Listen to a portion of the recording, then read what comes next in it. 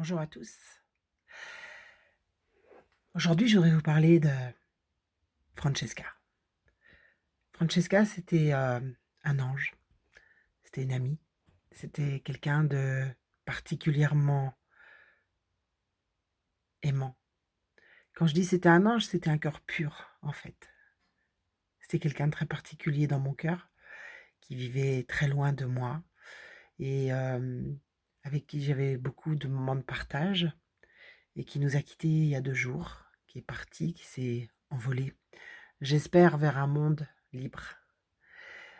Je sais que de là d'où elle sera, elle, continuera ce travail qu'elle faisait de prier pour ce monde corrompu et je voulais lui rendre un hommage dans cette vidéo. Je voulais lui rendre un hommage parce que je n'ai jamais vu quelqu'un avoir autant d'amour et pourtant,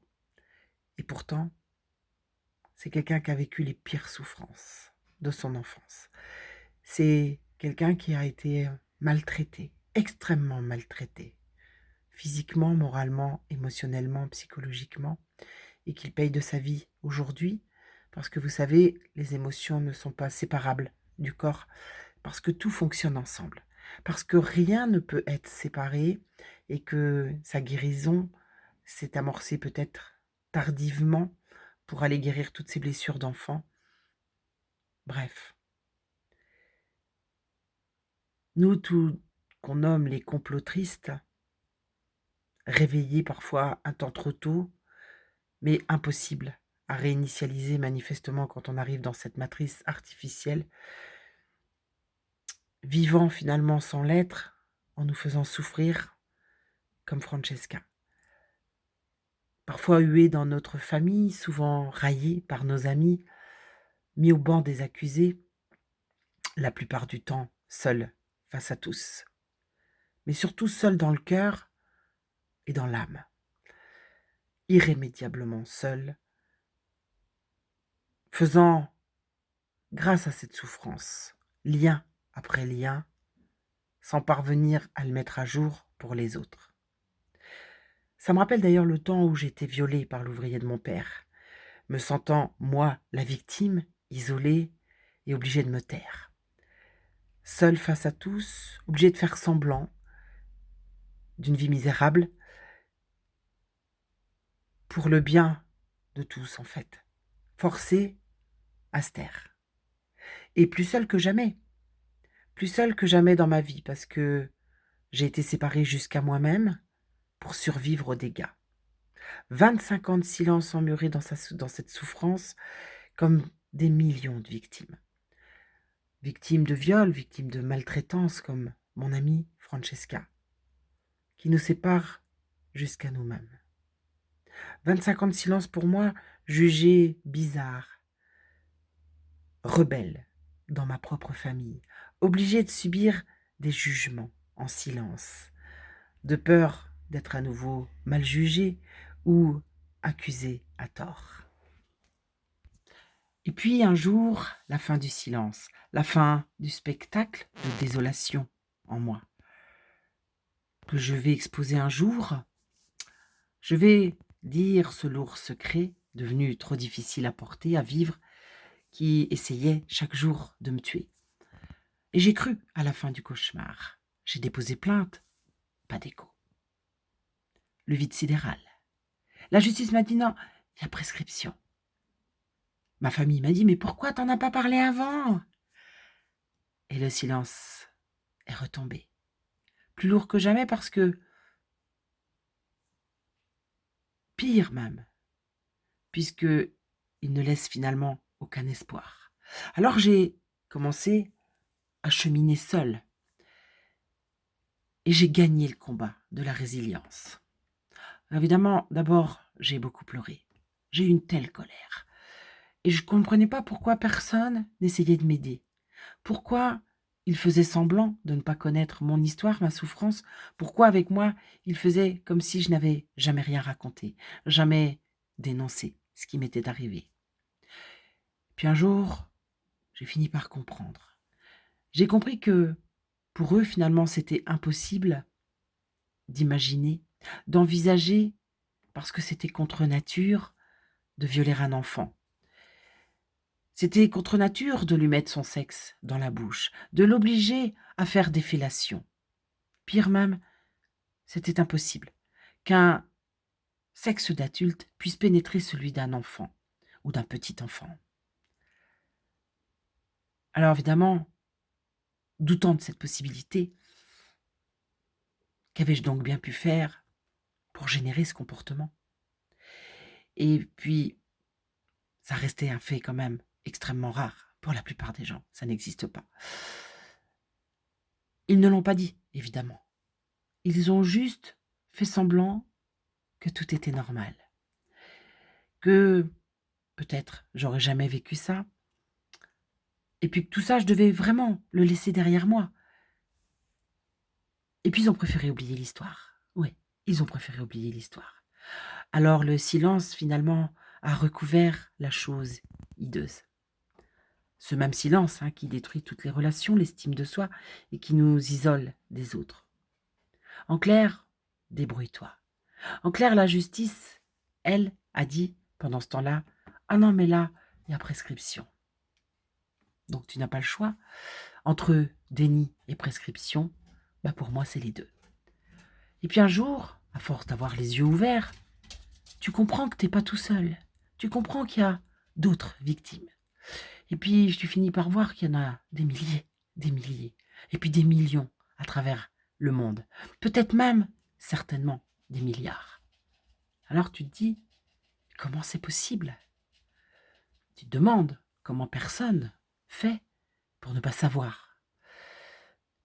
Comment ces gens-là peuvent agir pour que personne ne puisse supputer ces horreurs à travers le monde. N'ayant jamais de soutien des autorités, de discussion avec ta famille, alors tu vas toi-même aller vers ta propre guérison. Oui, madame, monsieur, même ça, tu dois te le gagner, tu dois te le mériter, en sorte. Il n'en manquerait plus que la société aide les victimes, emprisonne les violeurs et les pédophiles et tous ces pédocriminels. Voyons, ça ferait tâche. Ça serait comme dire qu'il y a beaucoup de victimes et que vous le sachiez. Ça serait embêtant. Parce que s'ils sont des millions d'enfants victimes, ça veut dire qu'il y a autant de violeurs potentiels. Et s'il y a autant de violeurs en liberté, qui donc s'est chargé de ne pas les mettre en prison? Et surtout, pourquoi? Qui organise donc cette impunité du crime? L'omerta, des médias, des juges, des avocats, des victimes? Alors vous, les parents, les familles, les amis, les voisins, les enseignants, l'ASE, oui, parce que vous avez peur des jugements. Et vous avez le soi-disant secret professionnel, votre arme secrète. Mais il existe tellement d'acteurs de l'impunité du crime. Les juges, les avocats, les tribunaux, les psychiatres, les psychologues, tous parés dans leur robe de professionnels, du secret professionnel ou du secret médical. Alors les flics, évidemment, il ne reste que, me direz-vous, mais évidemment, ils sont tous aux ordres de la République maçonnique. Les non-formés à l'écoute des victimes, les non-formés, tous ces personnels qui ignorent par exemple les états de stress post-traumatique, qui ignorent les états de sidération et qui ont en plus du matériel déficient quand ils ne perdent pas vidéo et audition. Oui. Alors il reste, vous allez me dire, les associations de victimes, très peu nombreuses et pour ainsi dire tout infiltrées.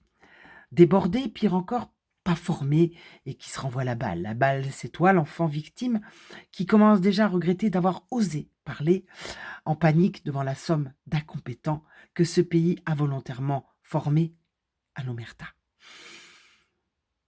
Alors du coup, tu voudrais comprendre pourquoi personne ne bouge, pourquoi personne n'agit, tout leur déni aussi, t'aimerais comprendre.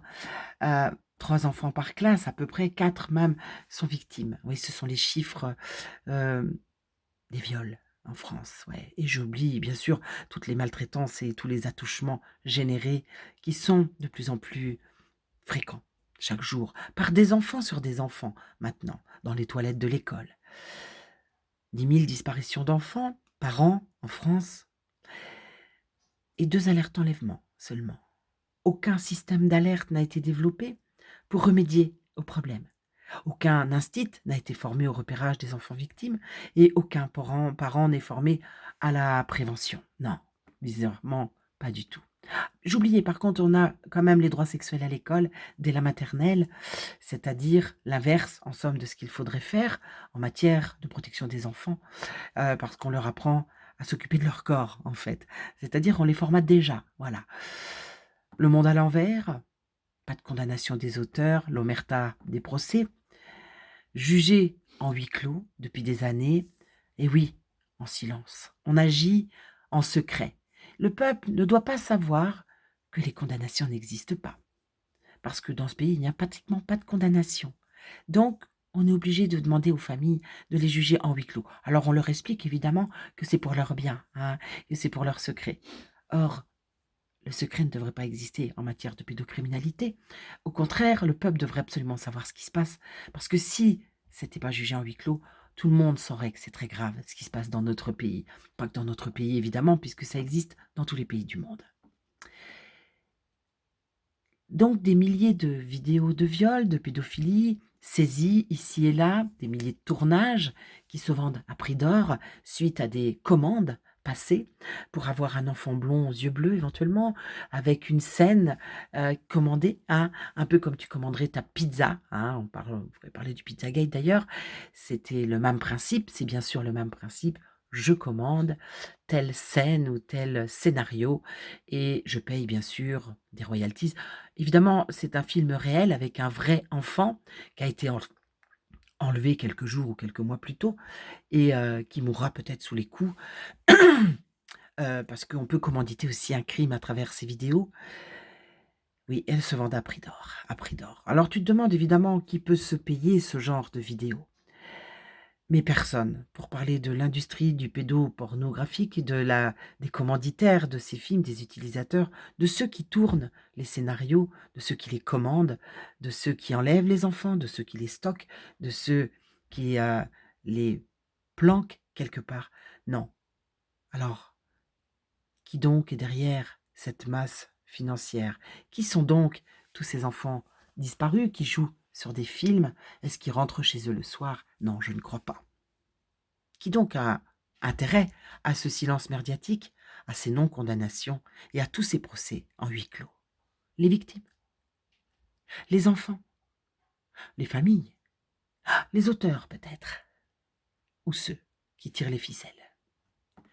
Le système fonctionne de la même manière avec le marché de la drogue, le marché des dons d'organes, ou plutôt devrais-je dire le vol d'organes, ou celui du don du sang, ou encore le monde médical, le monde pharmaceutique, les laboratoires, bref, tout est bien rodé. Et je dois dire, votre déni leur permet de continuer. Alors avant, nous n'étions que des milliers d'enfants violés, ou des millions d'enfants sacrifiés, pour la déviance, l'argent généré, que, bien sûr, tous les réseaux maçonniques ont couvert, ou l'école blanc, si tu veux, c'est pareil, du monde entier, qui ont violé, tué, sacrifié, bien sûr sur l'autel des sacrifices, générant encore plus d'argent pour vénérer Satan. Ainsi, tous mangeant dans la même gamelle, tous ayant accepté de servir l'ombre et Satan, donc, ils ont contribué à l'extinction de la vérité. Comment? Eh bien, par la corruption de tous les services organisés dans notre pays, mais aussi dans tous les autres pays, évidemment, verrouillant tout le système judiciaire, corrompant les organismes en tout genre, éducation, monde médical, police, médias, oui, tout a contribué à cette possibilité, au vol des vies, au vol des libertés, au vol des enfants, au viol des enfants, jusqu'au jour où ils ont décidé d'enfermer le monde pour un pseudo-virus, tuant, paraît-il, plein de gens. Plein de gens. Je pense même aujourd'hui que ce virus a tué moins de gens que d'enfants sacrifiés depuis 70 ans. Alors le complot triste, bien sûr, te dira, ils veulent un nouvel ordre mondial, le même que celui dans lequel tu vis, Sauf que cette fois, ils le feront ouvertement. Bien sûr, le moucheron, lui, va penser qu'ils veulent nous sauver, qu'il faut absolument obéir, si on ne veut pas tous mourir, évidemment. Comme ma famille, finalement, le moucheron fermera les yeux sur la réalité parce que, comme eux, ils ont peur de la réalité de ce monde, qu'ils ont accepté, évidemment, cautionné, ne voulant pas toucher ainsi à leurs propres prérogatives, pensant que l'ordre établi ne les touchera pas eux. L'ordre n'existe pas. La justice n'a jamais existé. L'ordre, évidemment, ce n'est que celui des francs-maçons qui utilisent leur secte pour agir en secret. Alors bien sûr, je vois tout de suite les francs-maçons de base, les petits moutons de base me dire: «Ah oui, non, mais il y a quand même des bons francs-maçons, hein, faut que tu le saches quand même». Oui, oui, je sais. Il y a des bons moujons qui servent la secte d'en bas, mais ils la servent. Et ils permettent aussi aux loges sataniques de persister, au cercle au plus haut degré de cette hiérarchie, de continuer. Alors, les francs-maçons sont-ils des personnes bien? Si c'est le cas, qu'ils dénoncent la vérité de leur secte, si fermée, si secrète, où traînent politiciens, policiers, avocats, médecins, fonctionnaires, juges. Pourquoi donc se taisent-ils? Soit ils sont idiots, soit ils roulent pour le système. Finalement, ce qui réveille, c'est quand tu vis le viol ou la violence, comme mon amie Francesca, et que tu ne peux plus te rendormir à force de chercher, ou que tu ne peux plus survivre en bonne santé à force de souffrir. Alors à vous qui dormez encore, vous qui me dites: «Oui, mais c'est bon, tu nous parles que de complotisme». Ma famille, mes amis, mes voisins, votre famille, vos amis, vos voisins, ceux qui pensaient vivre bien, ceux qui pensaient garder votre travail encore, votre belle voiture, votre jolie maison, vos beaux enfants aux jolies têtes blondes, sachez que vous êtes déjà sous contrôle. Vous êtes déjà sous contrôle. Vous êtes déjà sous contrôle. De qui? Ah, de Big Pharma, Big Data, Big Malbouffe, Big Empoisonnement, mensonge d'État. Et que votre acceptation vaudra signature devant l'Éternel. Répondez-moi, si on peut, paraît-il, aller sur la Lune, pourquoi les pédocriminels courent encore? Qu'est-ce qui fait donc tourner ce monde? Dites-moi. Qu'est-ce qui fait qu'on ne peut pas les arrêter? État de sidération. Covid, état de sidération. Des peuples sont en état de sidération. Donc, obéissance totale. Sauf les résilients. Alors évidemment, dans les résilients, il y a ceux qui sont déjà morts à l'intérieur d'eux parce qu'ils n'ont pas réussi, parce qu'ils n'ont pas pu se battre, parce qu'ils n'ont pas pu combattre, parce que la souffrance était trop importante pour eux, parce qu'ils sont déjà morts. Ouais, il y a urgence. Il y a urgence à vous réveiller, à exiger des comptes, parce qu'on enferme vos enfants dès l'âge de 6 ans. On viole leur santé. Réveillez-vous. Et puis, au revoir Francesca. On se retrouvera là-haut. À bientôt, les amis.